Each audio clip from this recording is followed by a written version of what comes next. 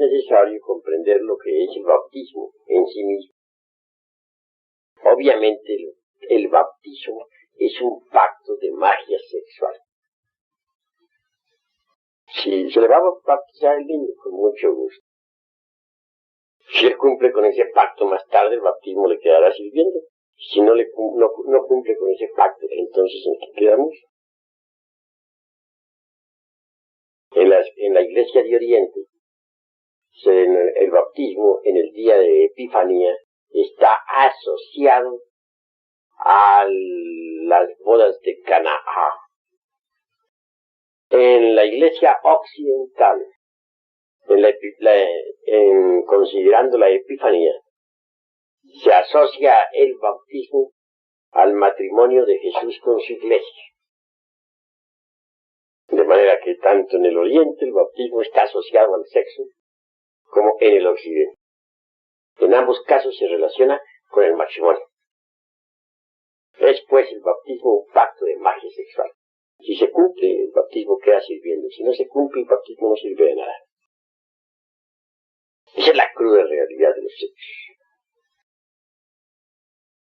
Ilustro a ustedes sobre todo esto, para que vayan comprendiendo lo que es la trascendencia esotérica del bautismo.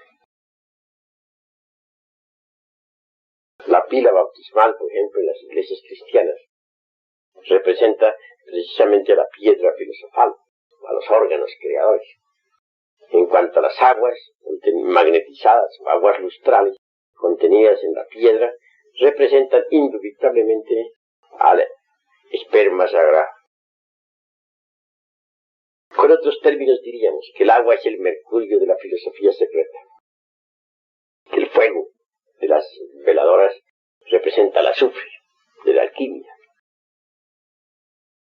Solo mediante el mercurio, o sea, la entidad del semen, y el azufre, o sea, la entidad del fuego, es posible lograr entonces el nacimiento segundo. ¿Qué se entiende por nacimiento segundo? Por nacimiento segundo se entiende el nacimiento del hombre verdadero. Recordemos las palabras de Jesús a Nicodemo: hasta que no nazcas de nuevo no podrás entrar en el reino de los cielos. Lograr el nacimiento segundo, eso es lo fundamental. Pero ese nacimiento segundo no se logra si no se han fabricado los cuerpos existenciales superiores del ser. Y esos cuerpos no se pueden crear de la nada, porque de la nada nada sale. Esos cuerpos hay que crearlos a base de mercurio y azufre. El mercurio, o sea, el alma metálica del esperma, está representado aquí en nuestros rituales con el pan de la transustanciación. Y en cuanto al azufre, o sea, el fuego de la alquimia, está representado con el vino sagrado. Así que el mercurio y el azufre tienen que combinarse incesantemente dentro de nosotros, a fin de crear por medio de ellos los cuerpos existenciales superiores del ser. Comprendiendo todo esto, se darán cuenta ustedes del misterio del sello de Salomón. El triángulo hacia arriba, el superior, indica al azufre, el fuego. El triángulo inferior, que se enlaza con el superior, indica el mercurio, o sea, el alma metálica del esperma sagrado. Cuando uno ha concluido la gran obra, recibe en los mundos superiores un anillo maravilloso, que es de materia divinal, es colocado siempre en el dedo anular de la mano derecha. ¿Qué aparece en ese anillo? El sello de Salomón. ¿Qué indica tal sello? Que el iniciado ya logró, mediante los cruces incesantes del mercurio y del azufre, la piedra filosofal.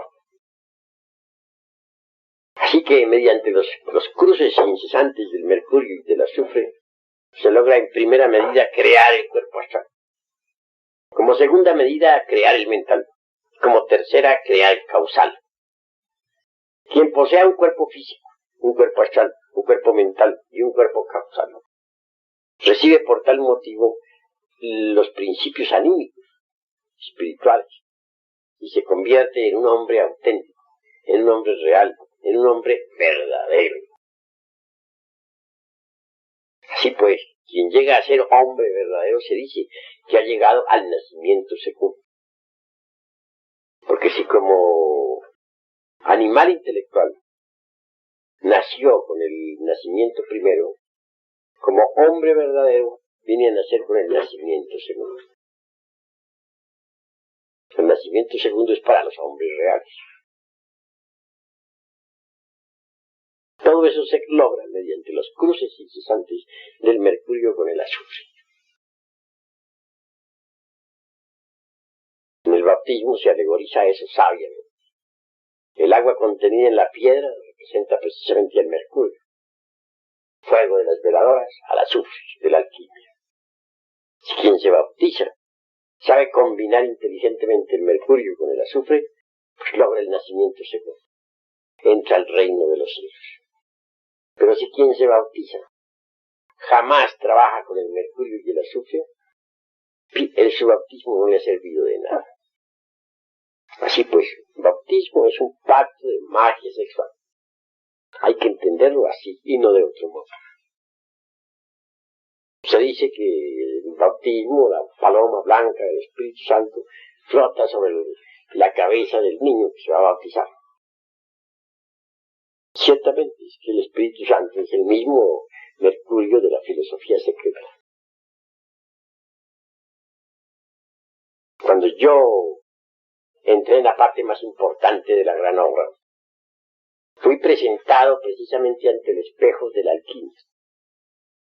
Allí vi en el cristal reflejado mi propio mercurio.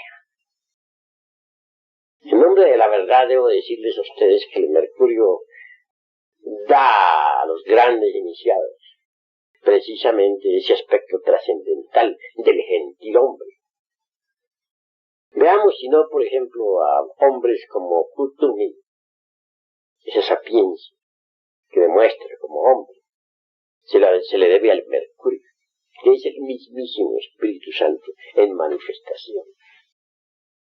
Veamos, por ejemplo, a un conde San Germán, quien yo cito tantas veces como un ejemplo viviente de superhombre. Alguien que maneja la política mundial tan formidablemente. Alguien que conoce la psicopolítica y que sabe de verdad manejarla. Sabe adaptarse a todas las condiciones diplomáticas del mundo. Esa característica se debe al mercurio de los sabios. Cuando yo vi reflejado mi mercurio en el espejo, quedé sencillamente asombrado. Fue cuando conocí cómo el mercurio viene a darle a uno la característica trascendental del gentil hombre. Hace de uno un sabio en el sentido más completo de la palabra. Así, mis queridos hermanos, bien vale la pena comprender la trascendencia del bautismo. En cuanto al azufre, es el fuego. Eso hay que entenderlo así. Obviamente se relaciona con Lucifer. No tendría uno el impulso sexual si no existiera la potencia luciférica dentro de uno. Esa potencia azufrada es extraordinaria. El mercurio solo nada podría ser. Pero el mercurio es fecundado por el azufre, o sea, por el fuego. Y de esa mezcla resultan los cuerpos existenciales superiores del ser.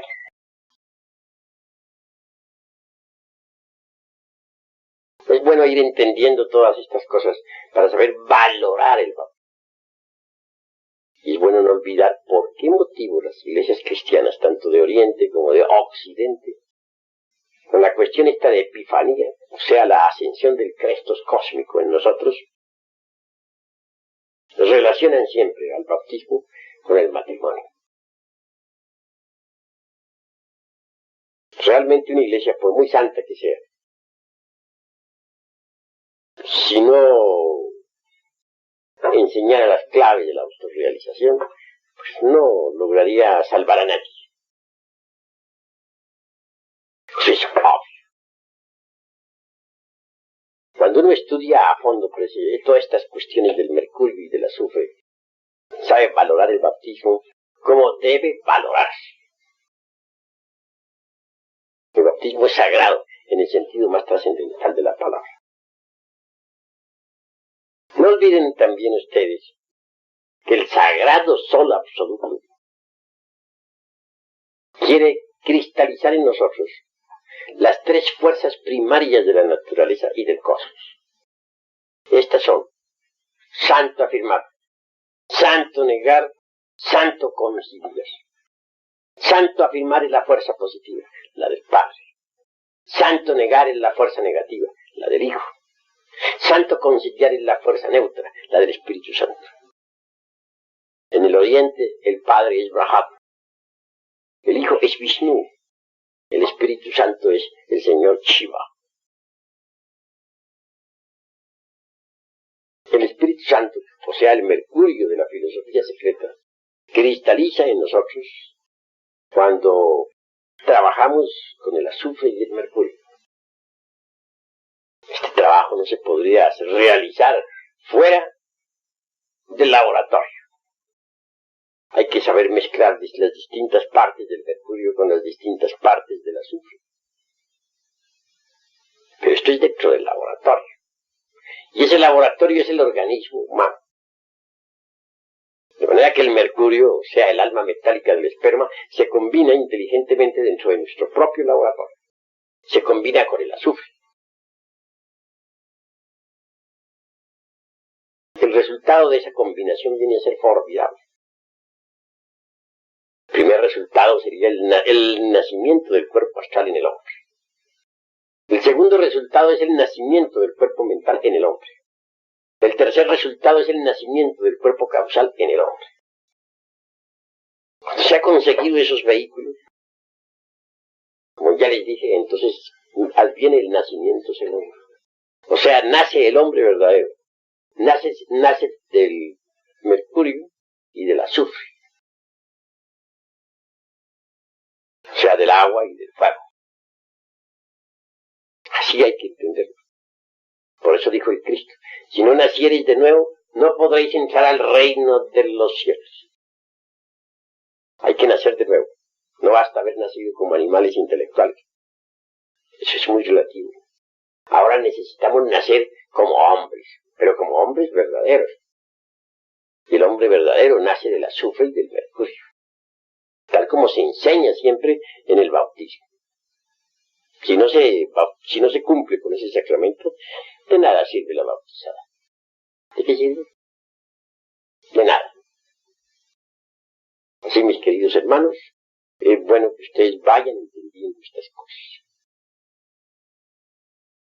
Ahora bien, en todo hay reglas y medidas. La justicia es algo muy sagrado y existe. Los antiguos alquimistas representaron la justicia por una criatura inefable, una especie de reina, diosa, con una balanza en su diestra. En ella tiene algunos pesos que son necesarios para poder balancear a la balanza. Está vestida, parada sobre una piedra cúbica, que es la piedra filosofal. Lleva, naturalmente, la túnica blanca.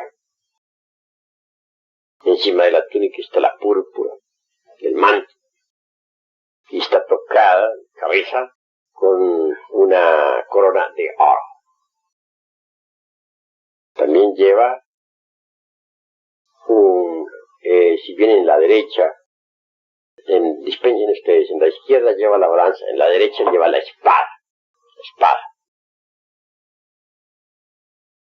Ahora lo interesante son los pesos y medidas de la balanza de la justicia cósmica.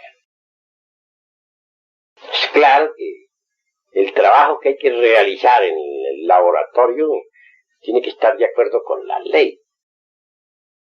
qué cantidades de azufre, por ejemplo, se mezclan con qué cantidades de mercurio. Eso no lo saben las gentes comunes y corrientes, ni aun siquiera los mismos alquimistas. Esos son secretos de la gran naturaleza.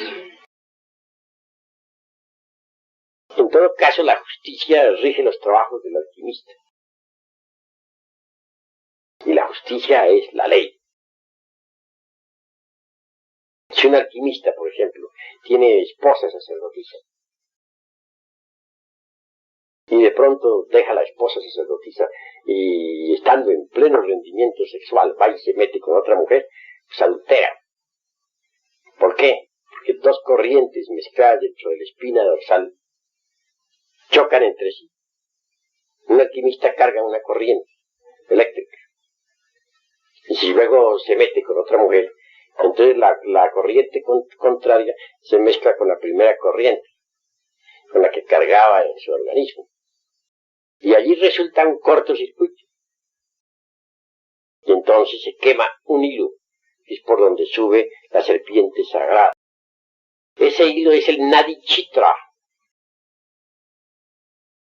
De manera que si se quema el Nadi Chitra, entonces la serpiente, o sea el fuego, o sea el azufre mezclado con mercurio, que tiene la figura de la serpiente, baja una o más vértebras, según la magnitud de la falta. Después, muy grave, el adulterio. Otra cosa grave que es la fornicación. Si el alquimista derrama el vaso de Hermes Trismegisto, si pierde el mercurio, incuestionablemente se quema el Nadi Chitra y baja la serpiente sagrada. Para poder uno realizar la gran obra, tiene que estar sometido a la diosa de la justicia. Si viola la ley de la balanza, el trabajo alquimista fracasa rotundamente. Téngase en cuenta que la fabricación de los cuerpos existenciales superiores del ser es una obra de alquimia, pero que esa obra tiene que estar dentro de los cánones del derecho de la justicia cósmica. De lo contrario, hay fracaso inevitable. Otro caso muy distinto, y esto ya es de reflexiones, es el caso en que el alquimista, por ejemplo, no disponga de un vaso hermético. Supongamos que el alquimista tiene, dijéramos, un vaso hermético destruido, que ya no sirve, que no funciona. El laboratorio en este caso estará detenido. No funcionará porque no dispone de un vaso hermético para la combinación del azufre y del mercurio. ¿Pero qué se entiende por vaso hermético? Son términos que los hermanos deben ir comprendiendo. Vaso hermético es lo que se denomina el cáliz, o el mismo yoni femenino. Eso se entiende vaso hermético, el órgano sexual femenino. ¿Y qué se entiende por lingam? Son términos con que deben familiarizarse los hermanos, sobre todo los misioneros, porque no va uno a hablarle al pueblo en lenguaje vulgar. Cosas sagradas del sexo se deben exponer con honestidad. Se entiende, pues, por lingam, el órgano sexual masculino, el phallus griego. Y observen ustedes la forma como explico los misterios del sexo, que no estoy utilizando ningún término vulgar, y lo hago a propósito para que los misioneros a su vez, cuando estén enseñando, sepan enseñar, que eviten cuidadosamente los términos grotescos, o dijéramos, inmodestos. Si un vaso hermético, ya expliqué qué cosa es un vaso hermético, no sirve, si ha sido destruido, si ya no sirve para la gran obra, el alquimista tiene pleno derecho, por ley, a escoger un nuevo vaso hermético, y en eso no hay delito. Más grave sería que la gran obra quedara estancada y que el alquimista fracasara. Ahí sí sería lo grave. Pero aún así, el alquimista no debe hacer jamás su voluntad personal. Porque si hace su voluntad personal, fracasa. El alquimista tiene que obedecer la voluntad del Padre. Téngase en cuenta que uno no puede entender la ciencia de la gran obra si antes no ha recibido el donum Dei. El donum Dei es el don de Dios para entender la ciencia de la gran obra. Uno no podría entender esta ciencia si no ha recibido el donum Dei, el don de Dios que le permite entender. Y ese don, el único que puede dárselo a uno, es el Padre de todas las luces. Solo Él puede darle a uno el donum Dei. Así que la ciencia de la alquimia es muy sagrada. Tomar un vaso hermético para el trabajo es loable, pero siempre y cuando el Padre de todas las luces sea el que ordena, y no uno. Porque si uno hace su voluntad personal, si uno hace lo que le viene en gana, fracasa en la gran obra.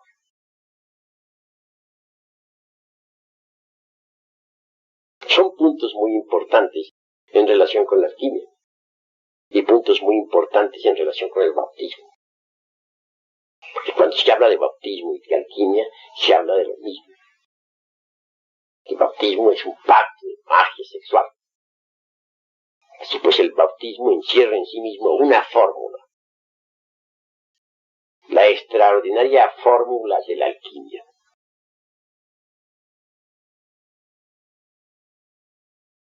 Con estos estudios lo que nos debe interesar a nosotros es la gran obra.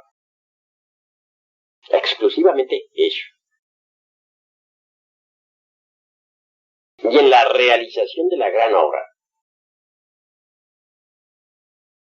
lo único que cuenta es la ley de la balanza.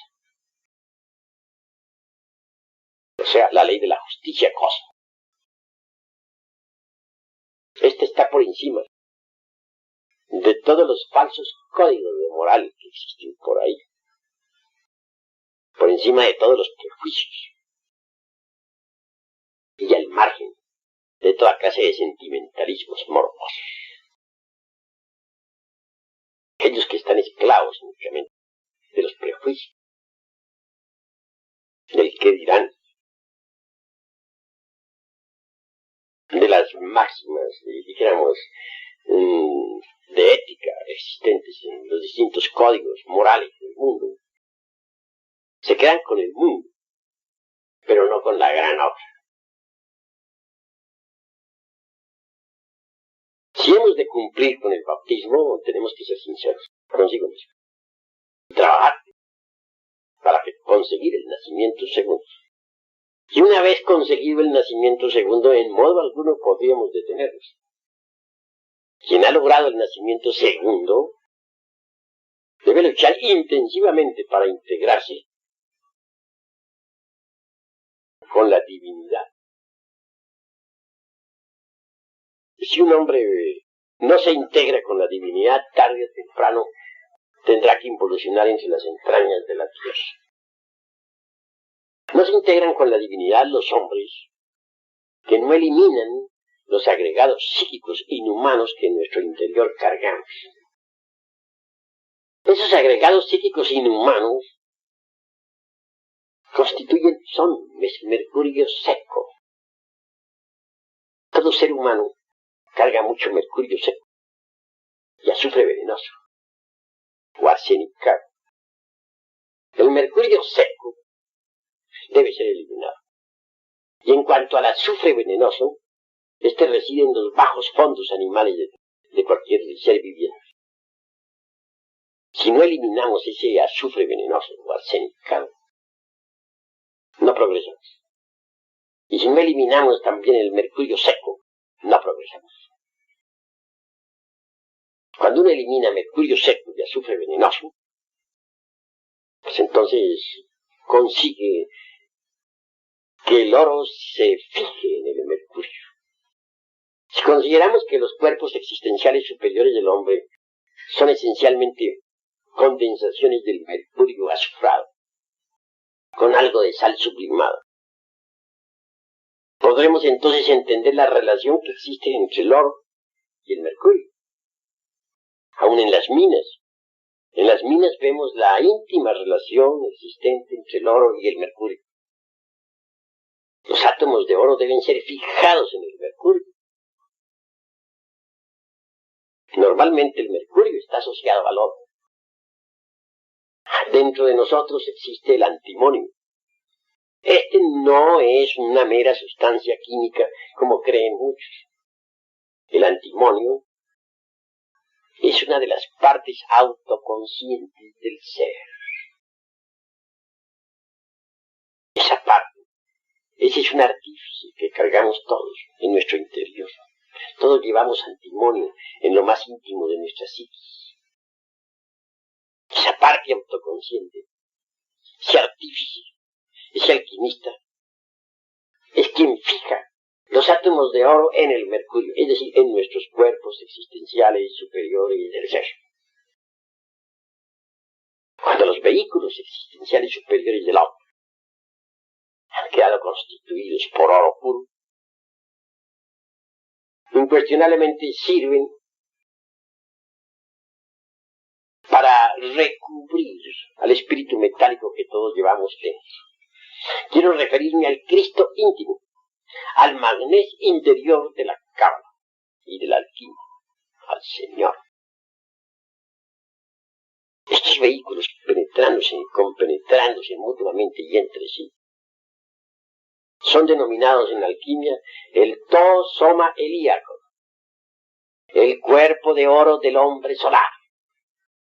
Quien posea el to soma helíaco, obviamente puede recubrir con el mismo al Cristo íntimo.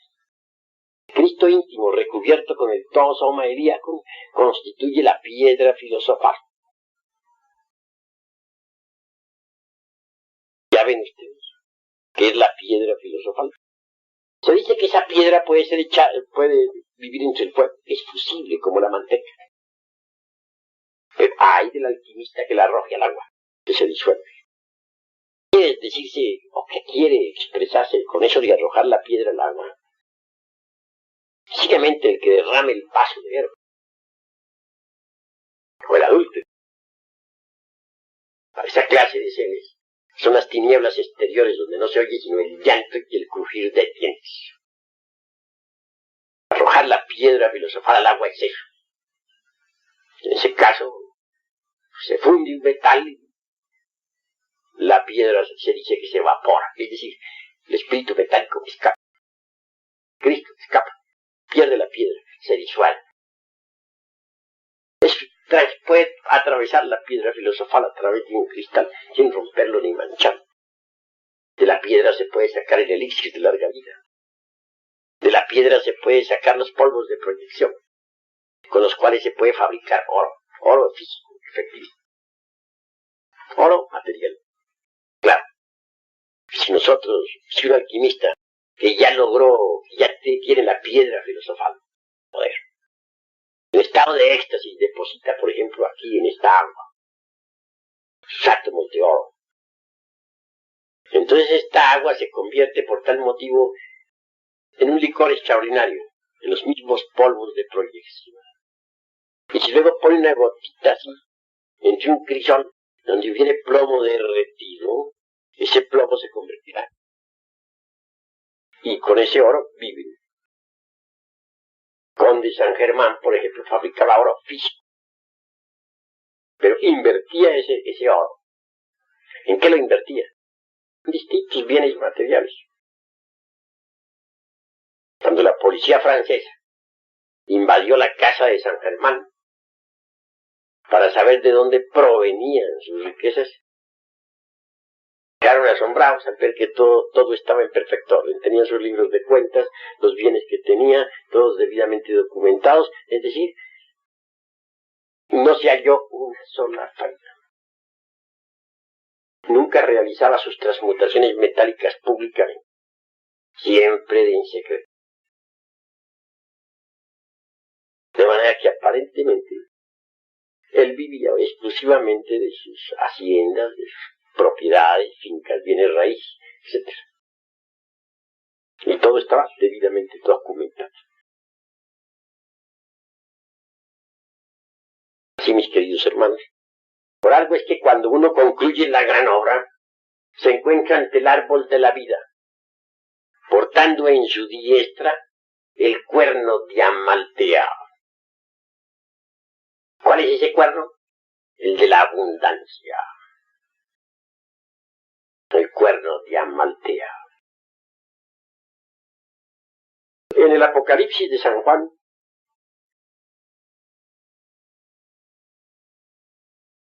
se le dice a las gentes, te sientes grande, te sientes rico, bueno, eso sería muy largo citarlo, pero poco más o menos les digo el sentido de las palabras. Pero no te das cuenta que eres un cuitado, pobre, desnudo y miserable. Palabras que no las entienden sino los iniciados. Nadie más. ¿Qué sentido se es pobre o miserable? Bueno, voy a hablarles algo que a ustedes posiblemente, que en las distintas escuelas digo, pues no entenderían a fondo. El oro es el que manda, mis queridos amigos. El oro y nada más que el oro. En el mundo físico vemos que un individuo que tiene mucho dinero manda con su dinero. Así digamos lo que digamos, manda. Si nosotros no tuviéramos con qué pagar esta casa, ¿qué sucedería? ¿Qué sucedería? Para la calle, se ponen de patitas en la calle, ¿verdad? Bueno, total que la cruda realidad de los hechos es esa, físicamente. Pero bueno, dirán ustedes, ¿pero qué tiene que ver esto con lo esotérico, con lo espiritual, con lo trascendental, con lo divinal? ¿No es acaso que el maestro está materializando, metalizando la enseñanza? No, mis amigos, no es eso. La cruda realidad de los hechos es que si nosotros no tenemos oro en nuestros cuerpos existenciales superiores del ser después de haberlos fabricado, somos unos cuitados como nos trata el Apocalipsis, de desnudos, de cuitados, de pobres, de miserables. Es verdad. San Germán no hubiera podido hacer oro si no hubiera tenido oro adentro. ¿Dónde lo tenía? Pues en sus cuerpos, su aura. Oro de la mejor calidad. Oro cual ninguna de las minas de la tierra puede producir. Entonces, en síntesis, alquimista, ¿qué es lo que queremos nosotros? Estamos reunidos aquí en tercera cámara. ¿Qué buscamos? Les voy a ser sincero. Fabricar oro. Que no sabe hacer oro no sabe nada, aunque se haya metido en la cabeza millones de volúmenes. Si no sabe hacer oro, es un ignorante. Nada sabe. Fabricar oro. ¿De dónde lo vamos a fabricar? En los cuerpos existenciales superiores del ser. Queremos vehículos de oro puro, con los cuales poder recubrir la presencia de Logos en nosotros. Eso es lo que queremos. Cada uno en su interior carga un templo. Ya vimos el caso de nuestra noble madrecita Dolores. Bueno, ya platicábamos sobre el asunto de un templo. Ese templo es de ella. Carga. Ese es su templo. Cualquiera puede visitar. Yo tengo mi templo. Yo lo tengo. Y ustedes en las calles se proponen visitar mi templo, pueden visitarlo. Pero no se olvide que cuando ustedes entren en ese templo han entrado en mi conciencia. Yo cargo el templo aquí, se proyecta en los mundos superiores. ¿En qué forma se proyecta? Como una catedral verdaderamente. Si les digo que esa catedral, pues, todos los objetos son de oro, no estoy exagerando. Obviamente así es. Pero para fabricar ese oro de la catedral, esa del alma, he tenido que trabajar en la forja de mis hijos. Eso es obvio. En el laboratorio. En el oratorium del tercer logo. Digo del tercer logos, no lo olviden ustedes. ¿Por qué digo del tercer logos? A ver quién me responde. Espíritu Santo. Correcto, Espíritu Santo, que tan asociado está al bautismo.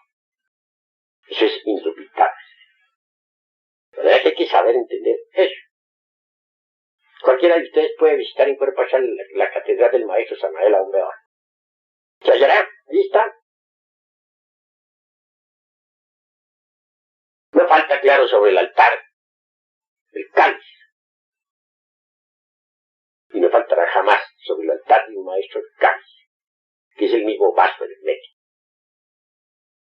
Si faltara, el templo estaría triste, pobre, miserable. ¿Cómo ir a faltar sobre el ara? El santo grial sería un absurdo. En ningún templo de misterios mayores falta el santo grial. Eso es indubitable. ¿Ustedes saben cuál es el santo grial? Creo que sí saben, algunos. Es el mismo vaso hermético. Hasta los dioses, los templos de los dioses, está el santo grial.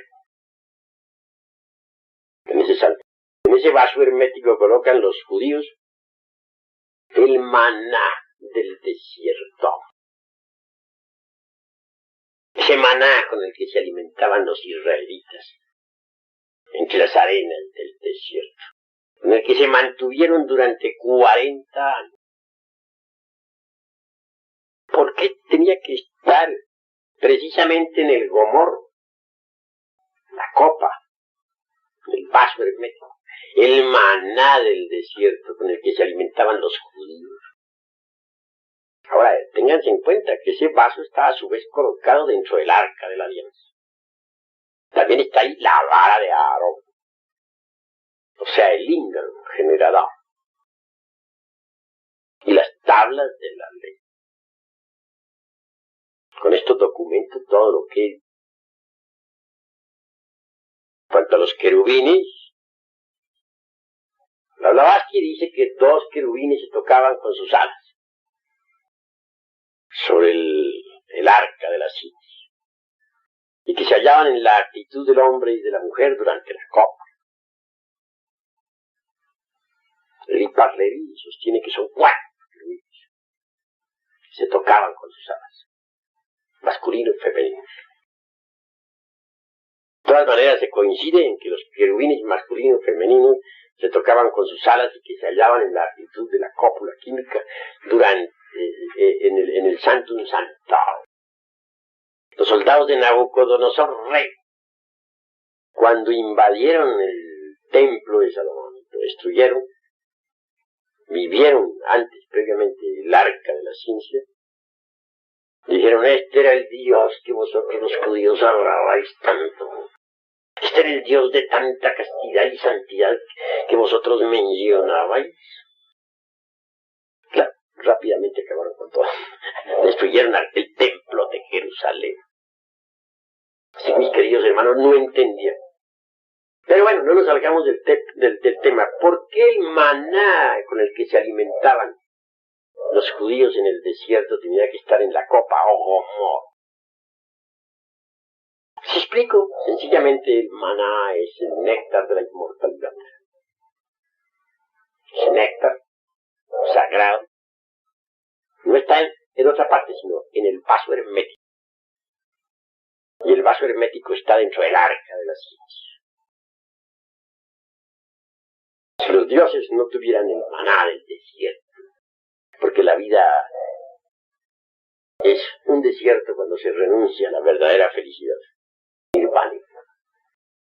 Pues hombre, teniendo cuerpo físico, sus cuerpos físicos se envejecerían y morirían.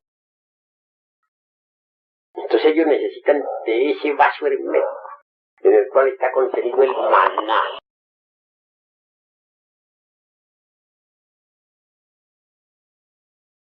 Quienes tengan entendimiento entiendan, porque ahí hay sabiduría.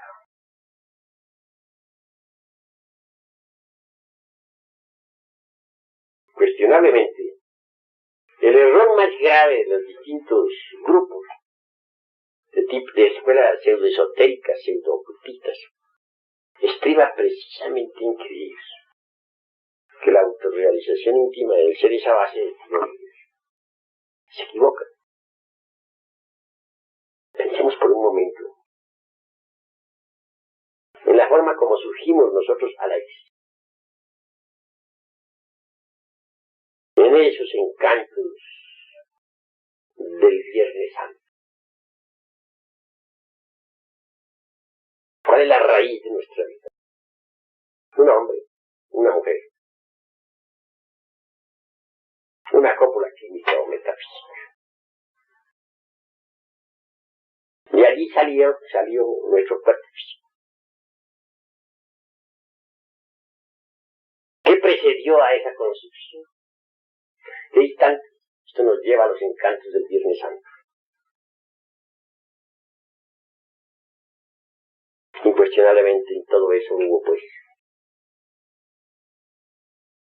amor, estuvo Eros activo, etc. Estuvieron también las fuerzas cósmicas más poderosas del universo, las que crearon precisamente al universo. Pero, ¿y las teorías dónde estuvieron?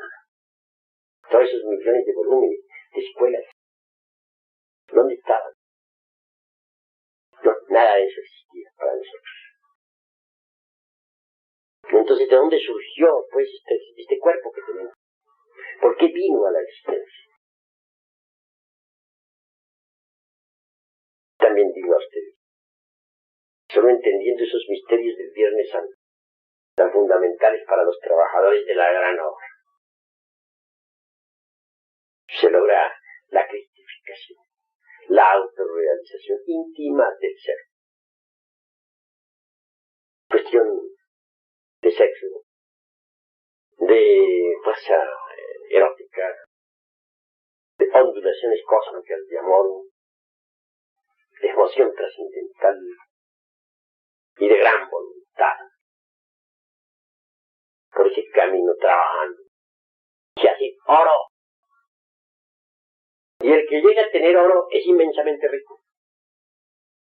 Mediante el oro puede uno mandar a la naturaleza y la naturaleza le obedece. Quien tiene vehículos existenciales de oro es el amo, rey y señor del universo, según la orden de Melquisedec. Mas si uno no tiene oro en su interior, es un cuitado, miserable, desnudo, aunque se crea muy rico, poderoso. Así pues, el objetivo de nuestros estudios es uno, fabricar oro.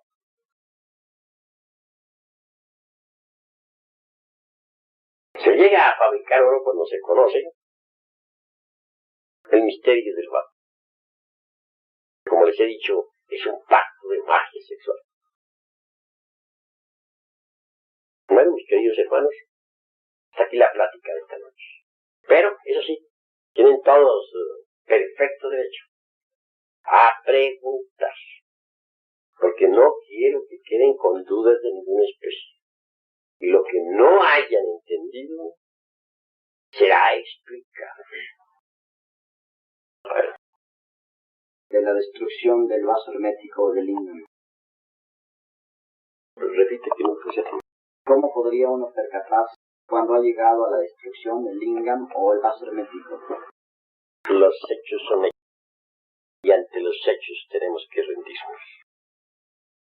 Si, por ejemplo, un hombre quiere trabajar con su esposa sacerdotisa, y el estado de salud o estado fisiológico de ella no sirve para eso, si ya pasó sus funciones sexuales, si ya no puede trabajar, se dice que el vaso hermético ha sido destruido. Y así se representa en el vaso hermético destruido. ¿Alguna otra pregunta? Venerable maestro, ¿cómo se entendería? Ya que usted dice de que el mercurio seco son 8 horas. Y en el caso del azufre arsenicado, ¿qué sería? ¿Y cómo se logra destruir esto? El azufre arsenicado es el fuego venenoso animal que todo el mundo carga en sus infiernos atómicos. Un fuego bestial, inmundo, abominable. Todo ser humano lo carga. Y en ese tipo de fuego animal hay muchos agregados psíquicos vivientes.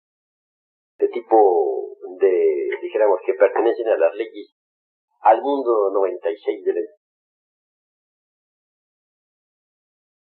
¿Cómo se elimina ese azufre venenoso o arsenicado?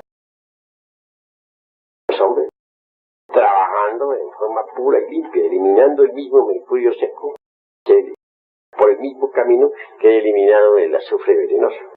Al eliminarse el mercurio seco, el azufre venenoso queda eliminado de ello. Eso es todo. Gracias, profesor. Hable.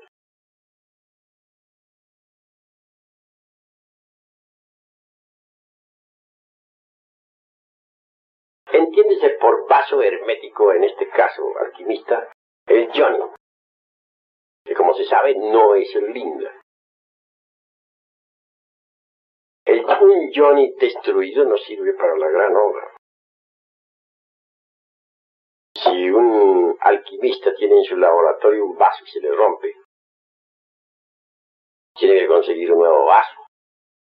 Pero como quiera que las leyes son muy sagradas, sucede que el primer vaso está cargado de cierta fuerza, de cierta radiación. Y esa radiación ha impregnado al alquimista. Se hace necesario que pase un tiempo, no menor de 3 años, para que el alquimista pueda conseguir un vaso nuevo, si es que no quiere un cortocircuito dentro de su sistema central, porque un cortocircuito puede quemarle un alambre del laboratorio. Y en este caso el fuego, el azufre y el fuego, el azufre y el mercurio bajan, descienden. Y se pierde, y hay hasta una reducción mental. En otros términos se diría que el alquimista se ha ido de cabeza, ¿no?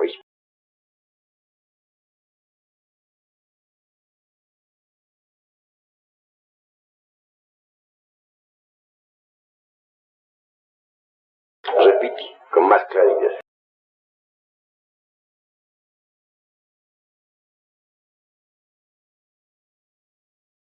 No es posible, no puede continuar. Como si el elemento masculino, el alquimista, destruyera su linga generador. En este caso tampoco puede trabajar en generador. Necesitaría cambiar de cuerpo, trabajar con un. Es decir, si el Lingam generador queda destruido, ¿cómo trabaja? ¿Cómo trabajaría, por ejemplo, un individuo a quien le castraran? En este caso, pues hay un fracaso.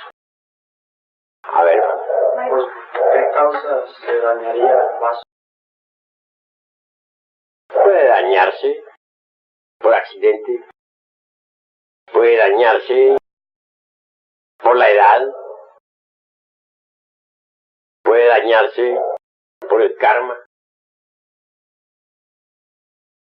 Si no, pues no sirve ese vaso para el laboratorio, pues el alquimista tiene que utilizar un nuevo vaso hermético. Y en eso no hay delito. El delito hubiese si el alquimista, teniendo un vaso correcto, hermético, menospreciara tal vaso y lo tirara afuera para tomar uno nuevo. En eso sí habría delito. Venerable maestro. Pues en este caso, que la mujer está trabajando con un varón tirón, todo marcha bien. Si el varón no le sirve, todo marcha mal. Y se operaría igualmente como operaría el alquimista en el caso citado, ¿no? Pues la ley, justicia humana misma, tiene sus postulados. Si un hombre, por ejemplo, es impotente, y la mujer se queja ante la ley, indubitablemente recibe carta de divorcio. Eso es obvio. Si un hombre no cumple sus deberes para con la mujer, sus deberes sexuales, y la mujer se queja, eso es motivo más que suficiente para el divorcio. Así pues, si una mujer está trabajando en la gran obra, que no sirve el alquimista, no dispone ella de un lingam generador, de una lanza para los misterios, de una lanza con la cual pueda combatir a los agregados psíquicos, de una lanza con la cual pueda herir el costado de Lucifer. Pues en ese caso, pues se encuentra ella ante un dilema, o ante el dilema de tener que desposarse nuevamente con un alquimista idóneo, o ante el dilema de tener que aguardar hasta una futura existencia. En tal caso, cualquiera de esas dos resoluciones resulta justa. A ver, gracias. Si este caso se presenta por karma, venerable maestro, ¿se podría esperar hasta que alguna de esas personas cancelara la deuda? Sí, puede esperar perfectamente bien. También un alquimista que ha perdido el vaso hermético puede esperar, si quiere, hasta la futura existencia, o aguardar 50 existencias hasta que encuentre un vaso bueno. Pero ese sería el colmo de los colmos, ¿no? Lo mejor es que el iniciado deje toda clase de sentimentalismos morbosos y tome un vaso hermético idóneo para el trabajo en el laboratorio. Nosotros debemos dejar aquí las actitudes pesimistas, dijéramos el tamas de la inercia, esa especie de flojera mental, espiritual, que tanto abundan en las escuelas de tipo pseudoesotérico y pseudofutista. Eso es claro. Maestro, y en el caso de que el vaso hermético está bueno, pero la dama no quiere colaborar en la fragua. ¿Quién? La dama no quiere trabajar en la fragua y ya lleva determinado tiempo de no colaborar el esposo. En este caso, ¿qué puede hacer el esposo? Pues hombre, para eso hay el vaso está bueno, pero si ya no quiere trabajar en la gran obra, si no le da por trabajar, iba a decir un término un poco más duro, pero le saldría del concepto cátedra. Naturalmente no le queda más remedio al alquimista sino buscar un vaso hermético que sirva, alguien que colabore, que coopere. Pero eso no podría hacerlo, sino después de varios años de duros ruegos y súplicas a la esposa sacerdotisa que coopere. Porque escrito está que solo por causa de fornicación se debe dar a la mujer, dijéramos, divorcio, si hay fornicación. ¿Verdad que si la mujer fornica, hay derecho? Si una mujer quiere que el alquimista fornique, y el alquimista quiere autorrealizarse y ella quiere fornicar, ahí se le debe dar carta de divorcio inmediatamente para que fornique con otro, pero no con el alquimista. Tiene que una de dos, o nos resolvemos a entrar al reino por asalto, o fracasamos. El reino se toma por asalto. Los valientes lo han tomado. Si no se procede así, se fracasa. Estando precisamente yo en los mundos superiores de conciencia cósmica, hube de solicitar al Padre me mostrara la síntesis de mis trabajos más recientes en la fragua encendida de Vulcano. Pues ese Padre me llevó a una gran ciudad, una de esas ciudades finas, ciudades mágicas, las cuales hay 4 importantes en Europa. Nosotros tenemos una en Yucatán,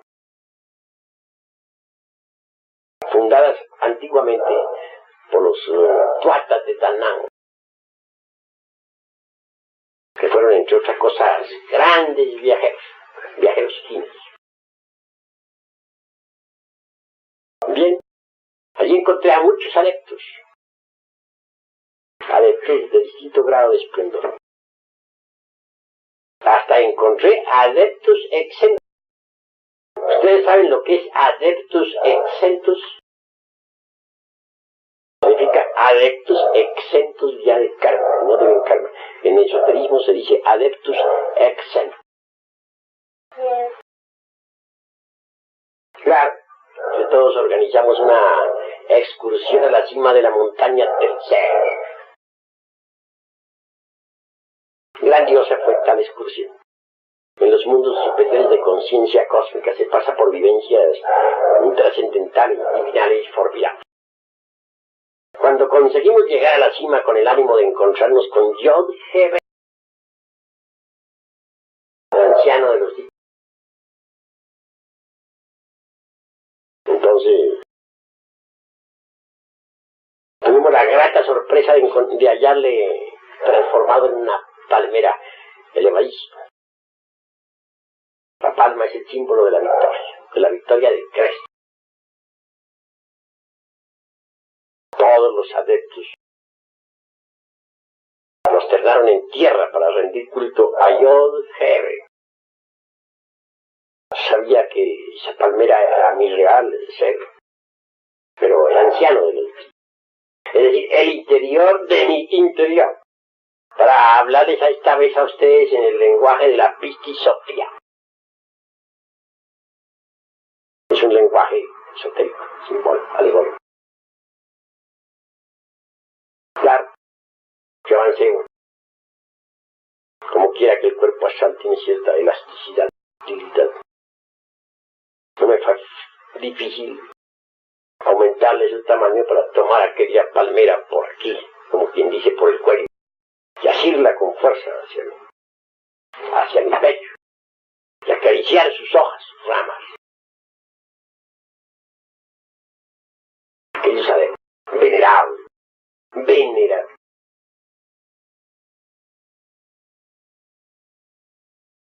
me miraron con terror. No se oyó sino un clamor.